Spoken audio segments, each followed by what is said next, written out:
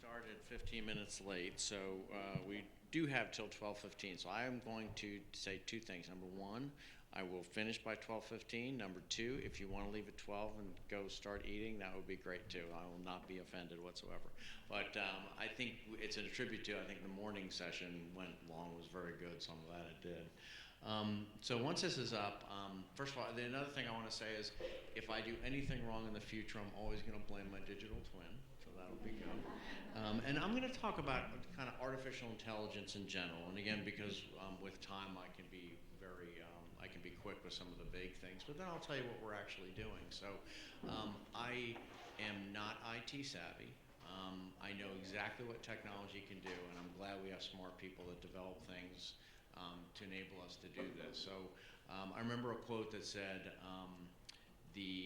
that I don't believe that artificial intelligence will replace healthcare workers. It's going to replace healthcare workers that don't adopt artificial intelligence, and I firmly believe that. And we're seeing that already. I was talking to somebody before. We're part of this neuro network of clinical practices, and we're adopting two things, and I'll talk about one of them today.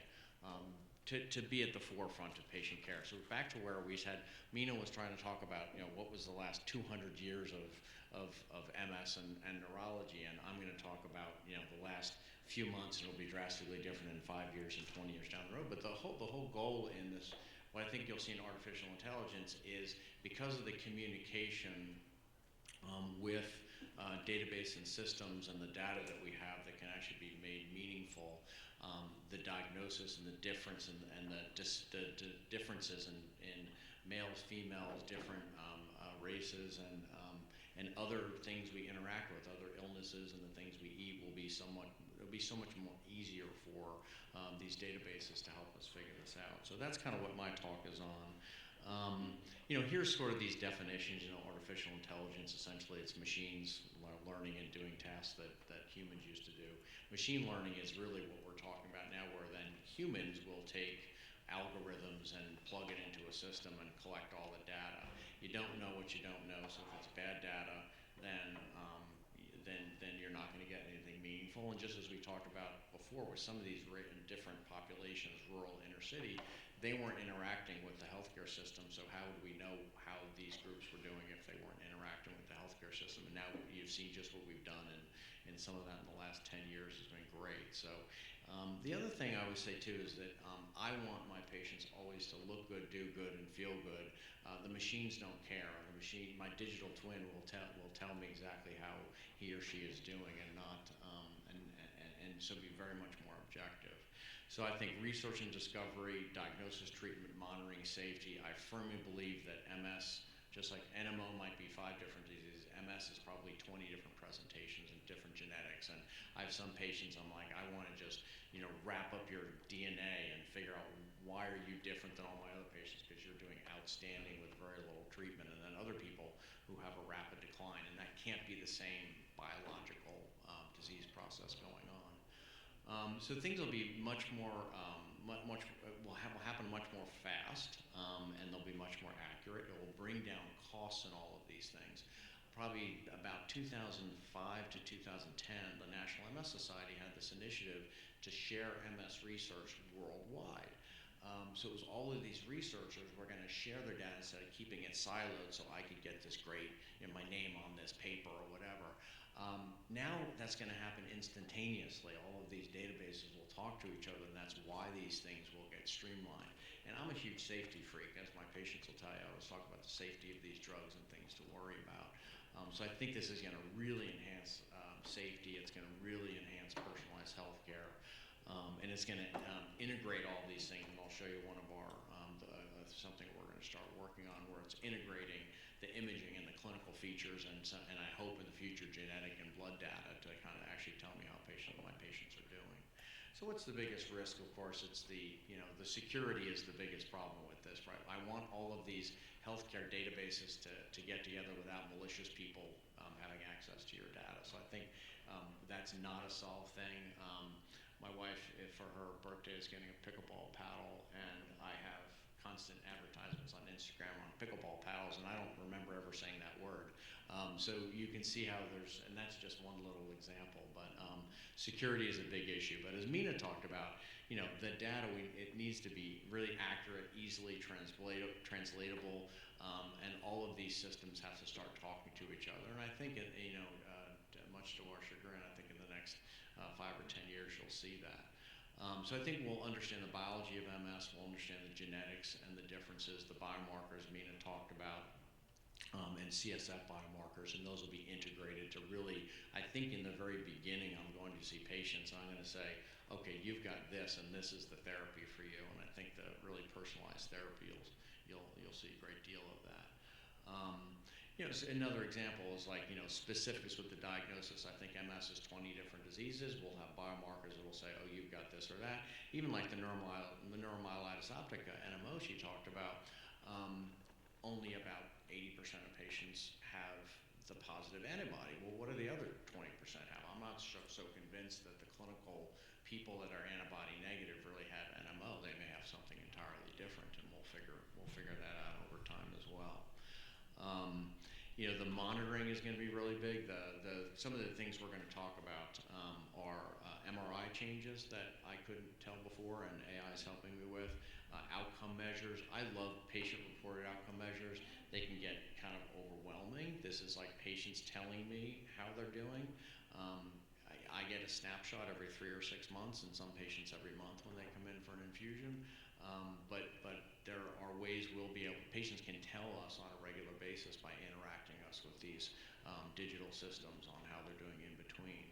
And it's going to help, just as Mina said, am I on the right therapy? Should I switch therapy? What's changing? What are the warning signs that are going on even in between visits? And I think the artificial intelligence is going to really help us. And Amy, we were talking about this before. The other disorders that interact with my MS or my Alzheimer's, and I'll have those things. And I think artificial intelligence will help me know which of those external things to that disease that are making me worse as well. It was interesting. Some of this comes off of I was listening to a podcast with a new head of the FDA, and they were actually talking about the same thing. My predecessors didn't have this technology. I now have this technology, and we are going to be able to streamline, and we'll be able to get drugs to market, and we'll be able to get safety. The vaccines that was raised by Mitzi. If you don't enter the vaccine safety information into the database, you're not going to know what happened. Whereas everybody who's had a vaccine who goes in and goes to the hospital and XYZ, once these databases are talking to each other, we'll know pretty quickly if a new drug, a new vaccine, or a new something is more injurious than we thought. So where are we now? So we're going to talk about research and again what research in AI thinks they're going to help us with. Imaging. I love wearable devices as that goes on, because we're all, whether we know it or not, we are all wearing a AI device, or most of us anyway. And the blood biomarkers we'll talk about too. So this was sort of that classic, I found this classic slide, because everybody hates research because there's always the dogs there. We dog lovers, we hate seeing that part where we got the dogs. So I don't have much empathy for the rats, but the dogs really make me sad. But if we didn't have to work on rats, that'd be great too. But you look at this, how many years it takes for drugs to come to market. And on that bottom one, when you look at 200 ideas for therapeutic interventions, and you see the one that's approved, how many years later are we talking about? 15, 20 years later, and the millions of dollars that we spent, and we have to go through all of these lab tests and the animal tests and the human tests. And Mina kind of mentioned it, the digital person, you'll have the digital research people, I think, where, like the next slide shows, the models will predict what's going to happen when you put this new molecule or drug into a human system in general. So you're not going to have necessarily big phase 1s or the preclinical, and that's really what the doctor at the FDA was talking about. So all of these things are going to be modeled by the computers. One of the greatest learning experiences I ever had was going up to one of the pharmaceutical companies in Massachusetts, and I was going from the scientists, and there's these people who I don't know if they really ever go to sleep or see the day of light. They're in these small rooms on computers computers, and they're making computer model molecules that don't exist in the world, and that's amazing. And now, computers are going to start doing that as well, based on prior research. So things are going to happen, I think, much more fast. Number one. I think number two, my biggest thing is safety. I think we're going to know the safety of these therapies way ahead. Imaging, I love imaging. I mean, imaging is like the blood pressure cuff or blood pressure medication for MS, and neurologic disease. I mean, literally no other tool has revolutionized neurological diseases, not just MS and the MRI. We can actually see inside of you without cutting you open. How cool is that, right? It's gotten so much more advanced, and there's things we can do on the 3 Tesla MRI that we couldn't do on the 1.5 Tesla MRI. There's some things that are actually better on the 1.5 Tesla MRI, but as these things get better, there's still so much that the computer can help me with that I just can't do by myself, and I'll show you some examples of that. But people are now coming into my office, or they with you saying, do I have any pearls or cells? Those are the big things in the literature now. If you'll listen to MSAA and National MS Society, these cells are these slowly expanding lesions. Are these new? Well, no, but now the computer's telling me, hey, this lesion's bigger than it was the year before. A pearl is this paramagnetic rim lesion, which is microscopic inflammatory cells going on that we couldn't see before the 3 Tesla MRI. And now the MRIs will be, or the artificial intelligence computers will point those out and say, hey, she's got more of these pearls and cells.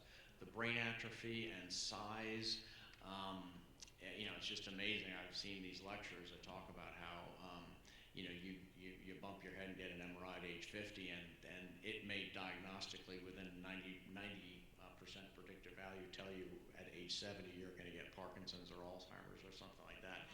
They believe these measurements are going to get that good. So very, very helpful with my patients with MS. Other lesions that we couldn't really see that were, with MS, we always thought it was the deep white matter. There's white matter along the higher cortex too, these cortical lesions, and we can see those much better, and they can be counted by the computer. So here's kind of that example, is this going to work over there? No, it's not. Anyway, when you go from left to right, you can see, obviously on the right is what we can all see and what Jeff and Mina like to see. It's in color. Hey, the color now tells me, this yellow area is expanding. It's a little bit larger than it was, and you can kind of see that on the left picture with the yellow and red, but on the right, it would be very hard to see that the shrinking. The blue is actually part of the lesions that are shrinking, so they're getting better. So red is new and yellow it's a little bit larger, but the red is like brand new. Now, we'll admit that it's not 100% accurate right now. The computer overreads things, but it's another tool that I have to say, hey, you've got something new that I normally wouldn't have seen before, but now I can look at that and see that things have changed. This is the paramagnetic rim lesion. As you look on the left and the right, on the left you're seeing just the white spot that we always show our patients. On the right, fortunately, these drugs are very good, so I don't get to show many of these to my patients. I said the good news is you don't have pearls. You don't want to have pearls in your brain. And on the right, you can see that black rim that we could never see before, and the computer's going to start picking those small ones out that we couldn't necessarily see. So that's very helpful.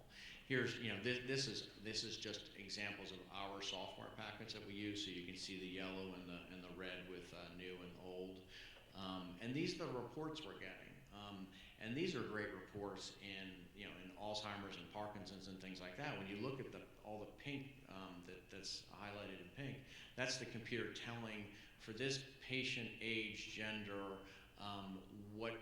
where their brain volume and all these different sections of the brain are compared to normative values. So that's really, really helpful for us, especially in Alzheimer's, where you're looking for really a needle in a haystack to see if part of the brain is shrinking early. The next one is kind of on the bottom rows there. You'll see the computer actually says, hey, I counted X number of new lesions, this is how many are shrinking, and here's how many that are expanding. And so the computer is actually telling us these things.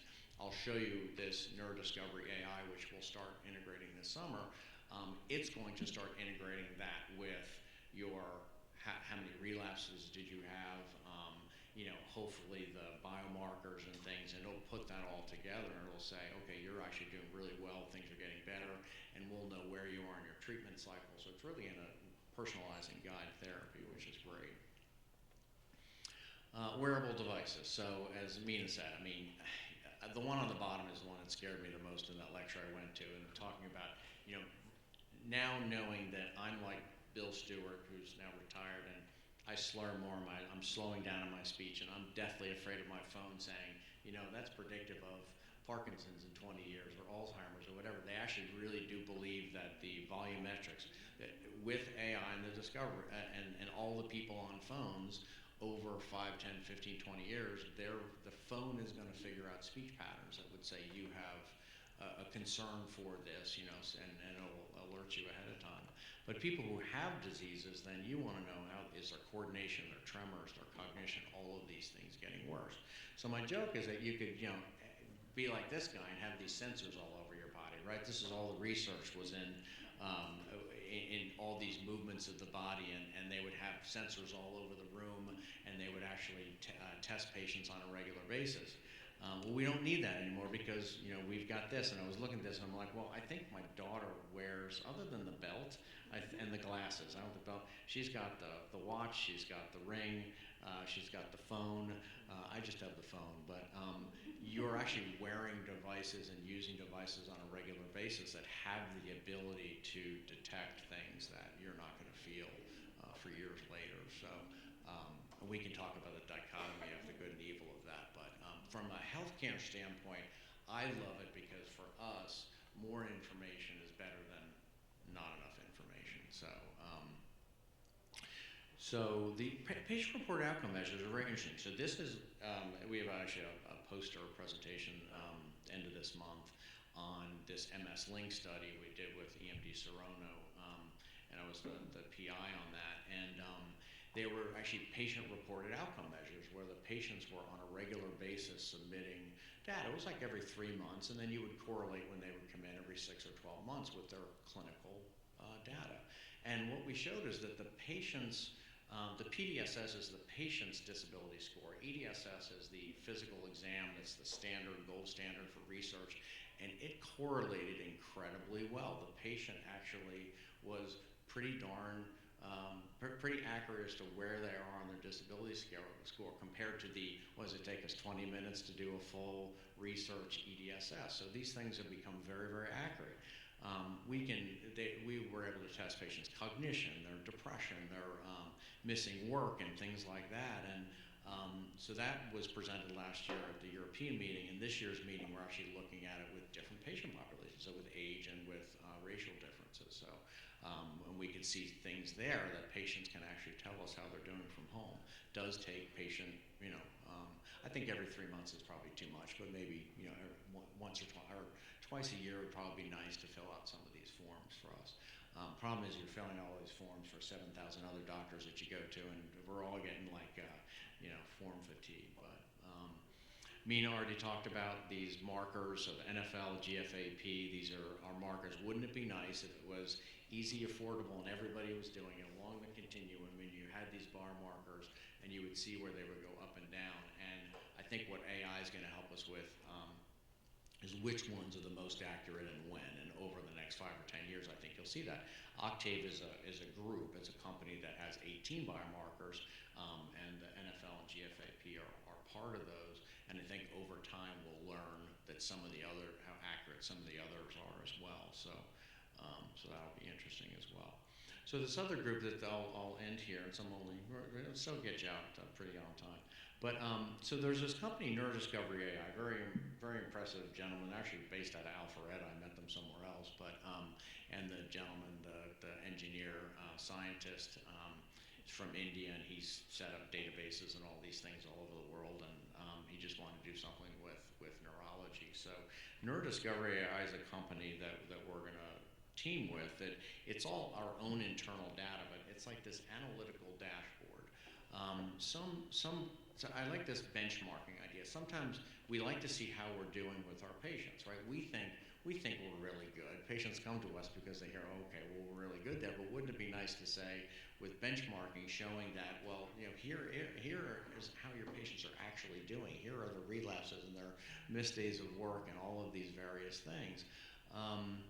It will actually integrate, again, in the end what it wants to do is it wants to integrate all of the things Mina and I talked about, any data that you have, and for an individual patient, it will tell how they're actually doing, and then you can actually look at your entire patient population, and just like with everything else, the patient's names are not part of this unless you're actually in the patient's chart and you're requesting that for the specific person.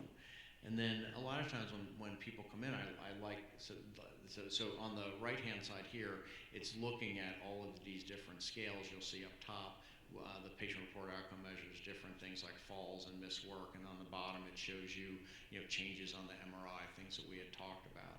But it also does the, your NeuroChat GPT essentially. You come in, and it's really hard for me to go back and find out every time someone's had a headache. But the AI I'll be able to put in, Mina's coming to see me, and how's Mina done the last year and a half? I want to know how she's done with X, Y, Z. And it will search your chart, and it'll tell you exactly how you're done. And patients, but we haven't started this yet, but other doctors' offices have told us that patients love this. They want the printout of each year, how they've been doing based on the data that we have in their chart. So, and you can see how, ideally for us, because patients interact with other systems, ideally it would be nice if all of those other systems, with the patient's permission, would also send us, hey, I went to the hospital, I got a CAT scan, I got an MRI, I fell, or something like that too. So I think we're getting there where this would be very helpful for personalized understanding how people are different from the very beginning of their disease process and how they're going through disease process, and hopefully change care. And this is just asking NeuroDiscovery AI to map out the white matter lesions and atrophy and things like that with patients too. So that's really it in summary. So we're only about 10 minutes over. So I think it really is going to help us with improvements in the future, and I think the speed of diagnosis, getting on the right there. I think changing too. I think that one of the hardest things we deal with, even as Mina said, at the end of later on in patients' lives, are switching therapies at the right time. And I think the artificial intelligence is going to tell better, quicker than the patient can feel that they're getting worse, and quicker than I could see before that they're getting worse. So that's very exciting too. So with that, I think we're done. We both of us can answer any questions if anything had. Everyone wants to eat. All right, so I think the next part of the day, so it's not really, I think at 12:30.